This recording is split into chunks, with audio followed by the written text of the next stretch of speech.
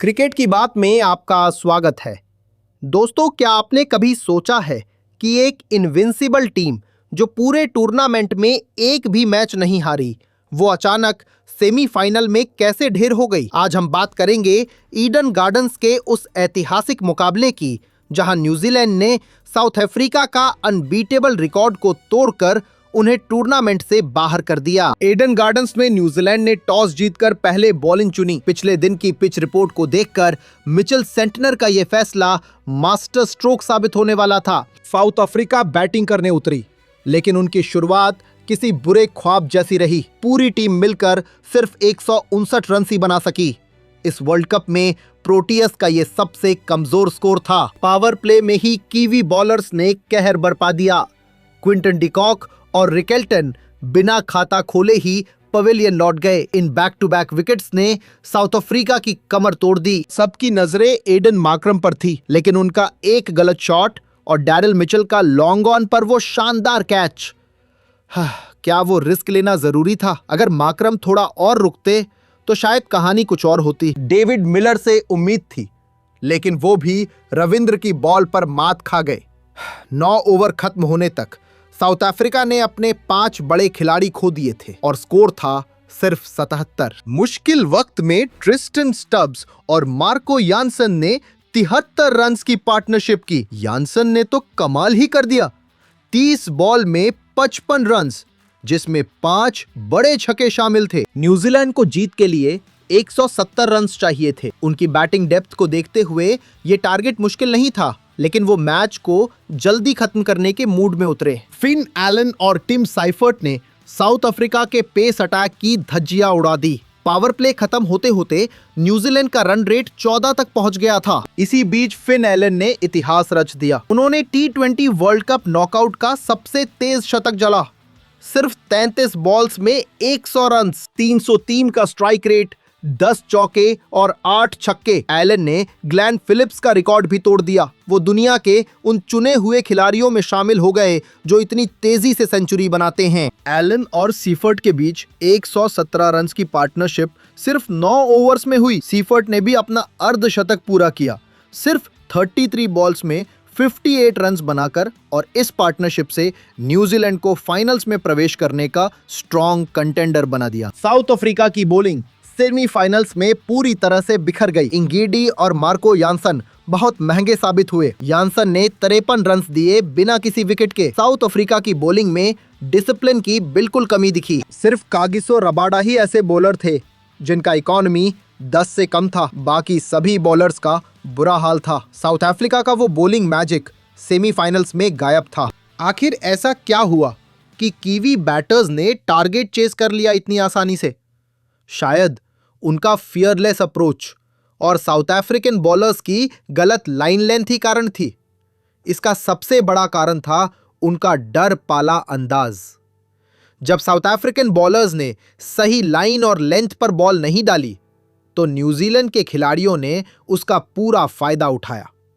उन्होंने प्रेशर को अपने ऊपर हावी नहीं होने दिया और खराब बॉल्स को बाउंड्री के बाहर भेजते रहे। साउथ अफ्रीका क्यों नहीं बना पाई बड़ा स्कोर?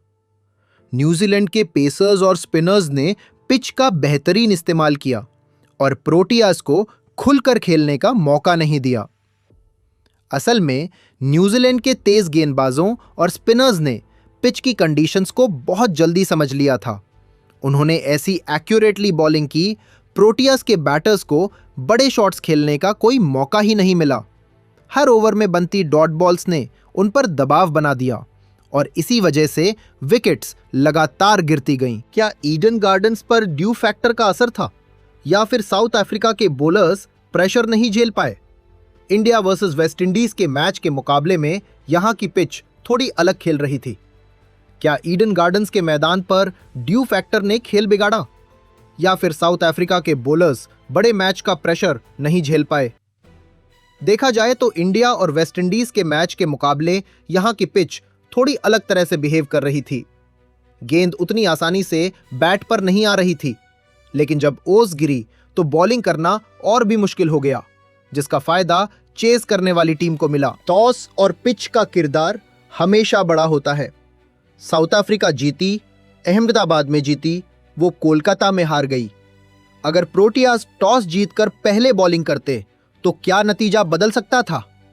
अहमदाबाद और कोलकाता की कंडीशंस में जमीन आसमान का फर्क होता है और वही साउथ अफ्रीका की हार का सबसे बड़ा कारण बना। अगर साउथ अफ्रीका पहले बॉलिंग करती तो उनके बॉलर्स को पिच से शुरुआती मदद मिल जाती। न्यूजीलैंड को एक कम स्कोर पर रोका जा सकता था। बाद में बैटिंग करते वक्त साउथ अफ्रीका को गीली बॉल और तेज आउटफील्ड का फायदा मिलता, जो उनके लिए चेस को आसान बना देता। अगर साउथ अफ्रीका कोलकाता में टॉस जीतकर पहले बॉलिंग करती तो मैच का नतीजा बिल्कुल बदल सकता था। इसके पीछे 3 बड़े कारण हैं। पहला कारण, ईडन गार्डन्स पर शाम के वक्त ओस गिरना लगभग तय होता था। उसमें अगर साउथ अफ्रीका पहले बॉलिंग करती तो बॉल नई होती और ग्रिप करने में आसानी होती। उनके फास्ट बॉलर्स को शुरुआत में स्विंग मिलता। दूसरी इनिंग्स में बॉल गीली होने की वजह से स्पिनर्स जैसे केशव महाराज को बॉल ग्रिप करने में बहुत मुश्किल हुई। बॉल साबुन की तरह हाथ से फिसल रही थी, जिसका फायदा कीवी बैटर्स ने उठाया। दूसरा कारण, अहमदाबाद की पिच थोड़ी ड्राई और फ्लैट होती है, जहां साउथ अफ्रीका की पावर हिटिंग काम कर गई। कोलकाता की पिच थोड़ी स्लो और टैकी थी। पहले बैटिंग करते वक्त बॉल रुक कर आ रही थी, इसलिए साउथ अफ्रीका बड़ा स्कोर नहीं बना पाई।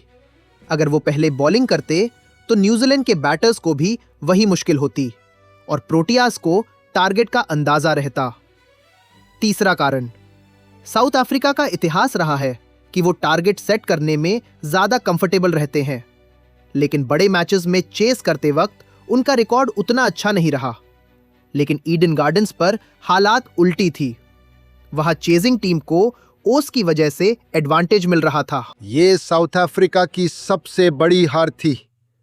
न्यूजीलैंड ने 19 साल में पहली बार T20 वर्ल्ड कप में साउथ अफ्रीका के खिलाफ इतनी डोमिनेटिंग विन हासिल की है।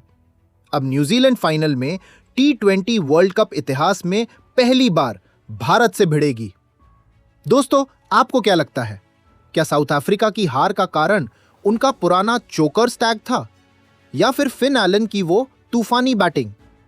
फिन एलन ने 33 बॉल्स में सेंचुरी मारकर पूरा गेम ही बदल दिया। पर क्या आपको लगता है कि साउथ अफ्रीका की हार उनकी बॉलिंग टैक्टिक्स की वजह से हुई या फिर ईडन गार्डन्स का वो पुराना सेमीफाइनल डर एक बार फिर उन पर हावी हो गया? क्या प्रोटियस कभी इस नॉकआउट कर्स को तोड़ पाएंगे या न्यूजीलैंड ऐसे नॉकआउट मैचेस में हमेशा उनके लिए एक दीवार बनकर खड़ी रहेगी? आपका क्या ओपिनियन है? नीचे कमेंट्स में बताएं। वीडियो को लाइक करें और ऐसे ही डिटेल्ड क्रिकेट एनालिसिस के लिए चैनल को सब्सक्राइब जरूर करें। And don't forget to like, share and subscribe to my cricket की बात channel for more informative and analytical videos. Also, please stay tuned and click to watch my next video. See you there.